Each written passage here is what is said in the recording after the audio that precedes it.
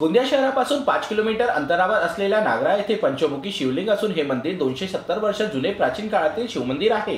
या मंदिरात असलेल्या शंकराच्या पंचमुखी पिंडाचे दर्शन घेण्यासाठी भाविकांनी आज महाशिवरात्री निमित्त रात्री 12 वाजल्यापासून मोठी गर्दी केली होती।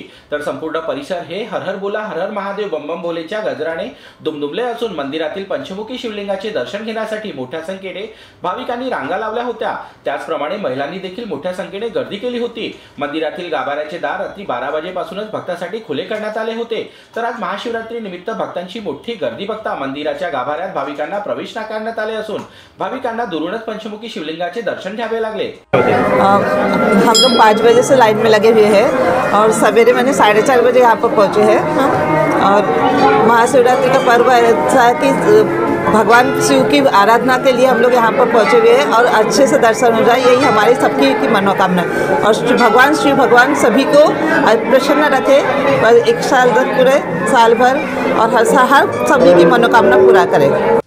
आज सर्वप्रथम तर आज आपण महाशिवरात्रीच्या पर्वाला पूर्ण देशवासियांचा आज महाशिवरात्रीचा पर्व आहे, खूप मोठा पर्व आहे जो शिवजी भोलेनाथ सर्वांची इच्छा मनोकामना पूर्ण करतात। आणि विशेष स्वरूपमध्ये आपण भारताच्या देशामध्ये आपण आपल्या महाराष्ट्रात गोंदिया शहरामध्ये गोंदिया याच्यामध्ये नागराधाममध्ये आपलं पंचमुखी नागरेश्वर महादेव बसलेला आहे। प्राचीन काळातून 270-80 वर्ष काळातून आपलं महादेव पंचमुखी नागरेश्वर बसलेला आहे आणि दरवर्षी तरी लाखो प्रमाणात भाविक इथे आपलं दर्शन करायला येतात आणि आपली मनोकामना इच्छा पूर्ण करतात। दरवर्षी महाशिवरात्री निमित्त नागराधाम मंदिरात महाराष्ट्रासह गोंदिया जिल्ह्याला लागून असलेल्या मध्य प्रदेश, छत्तीसगड आणि विविध भागातील भाविक मोठ्या संख्येत पंचमुखी शिवलिंगाचे दर्शन घेण्यासाठी येतात।